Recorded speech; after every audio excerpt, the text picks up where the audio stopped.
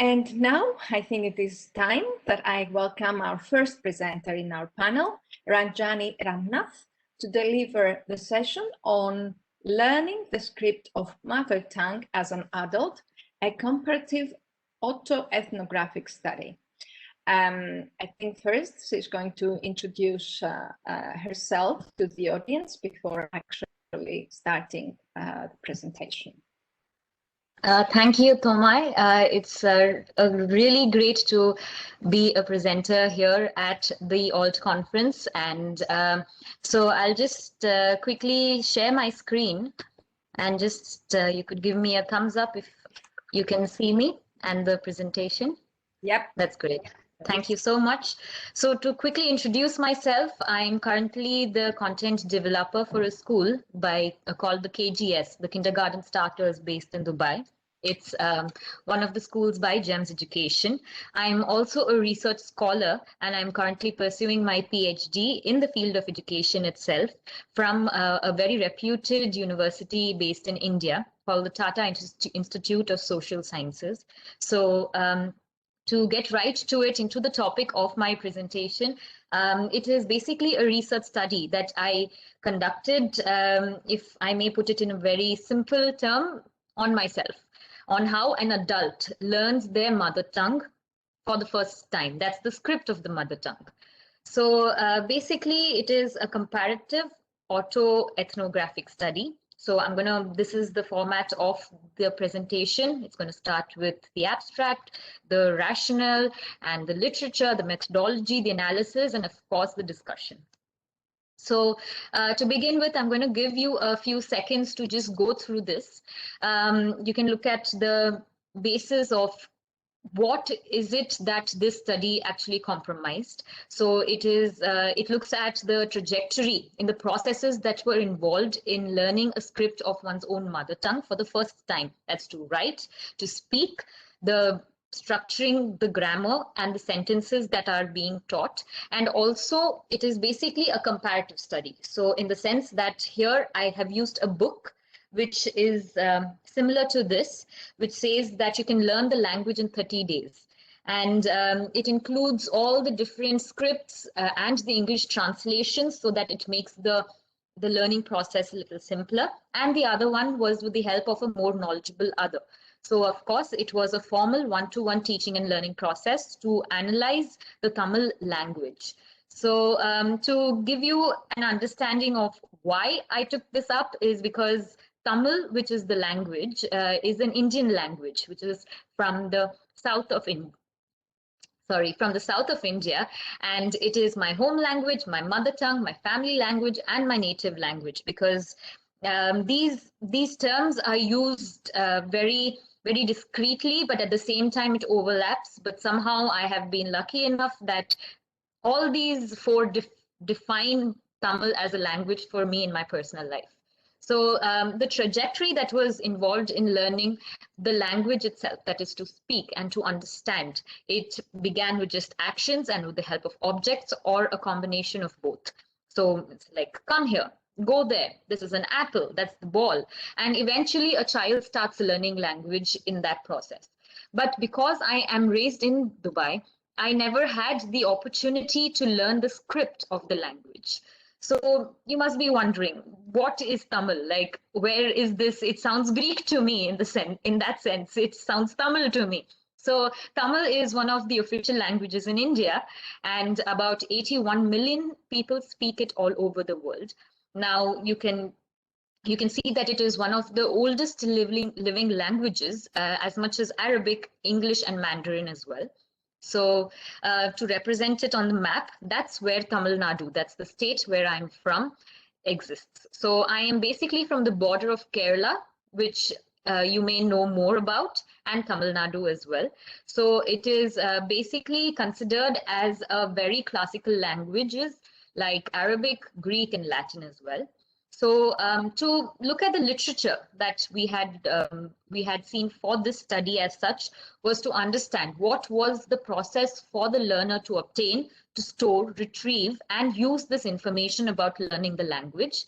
What are the skills, the strategies or beliefs that a person has, and the processes that it takes place so that you may learn a new language altogether.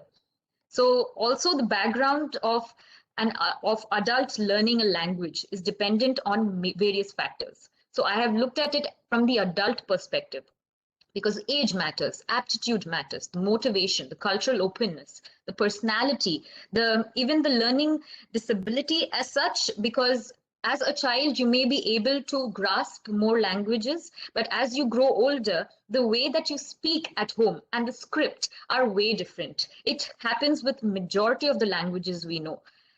So in the same way, I look at language as a social process.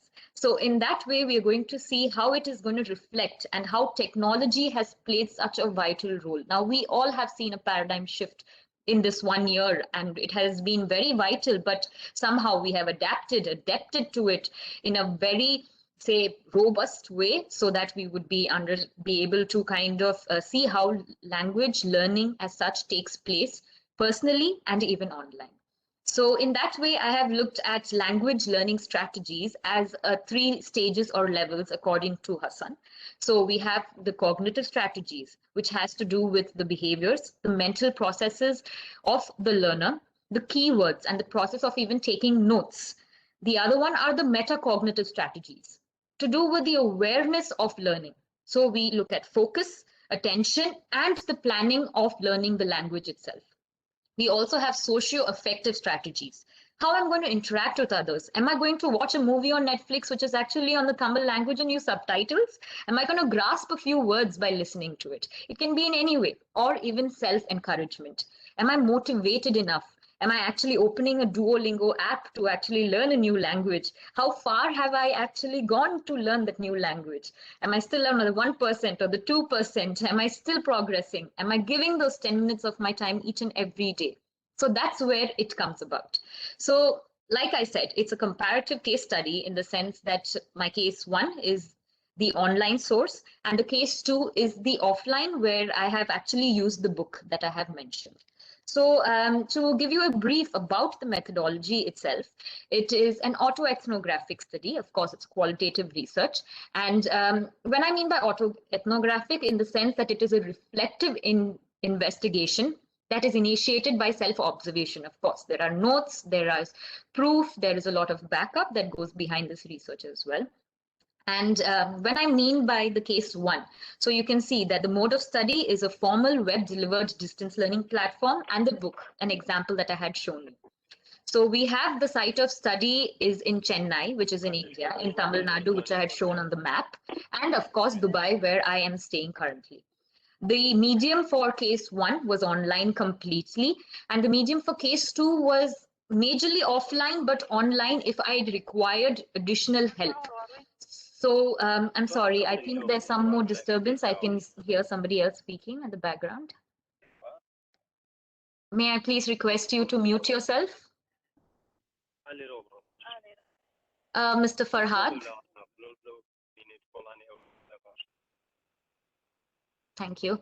So the requirements that I needed. Now, not everybody around the world has access to internet, which is a very basic demand when it comes to online learning.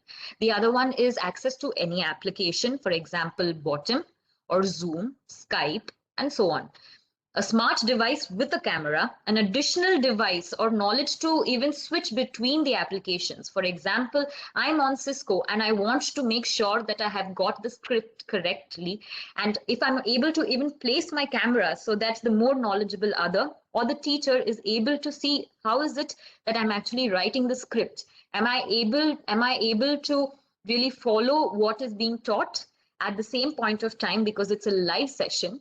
And if the teacher is able to customize and suit my needs, whereas the book already has a predefined curriculum to it. So you have to begin starting with the letters, and then you combine the words, and then you make sentences, and you make grammatical sense. So in that way, the case 1 was more planned and monitored, whereas case 2, it, like I had mentioned previously on the previous slide, the socio-affective strategy, which makes a lot of difference, is that it do I have that self-motivation to continue it?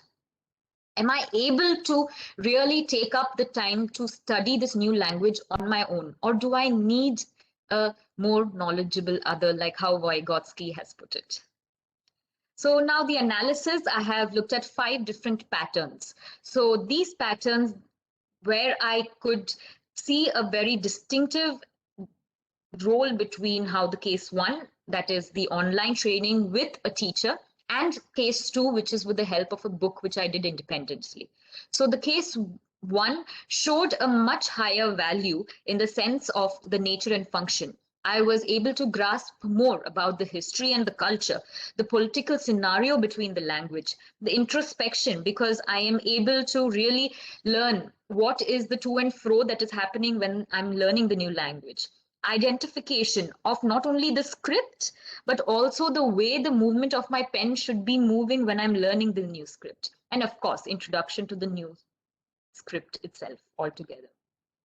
The second one is the drill and practice. Am I practicing by systematic repetition? Am I getting homework from the teacher? Whereas the book, it's like you do it, you try it, you get it, but am I able to revisit what I have learned again? The other one is dictation. A more knowledgeable other, the teacher, would be able to provide me with what is it that you have learned. I was lacking in that one particular thing. So he or she was able to provide me that level of deliberate practice. And there is a much stronger foundational skill which is provided. The next one is cognitive elasticity. Now it pokes into you in the sense that you are able to jog your brain and you look at the highest mental function, the networking functions, the healthy modifications that I'm making in the script. Am I able to take different words from different sentences that I have learned? Am I able to really look at things like how Dr. Tomasello has put it?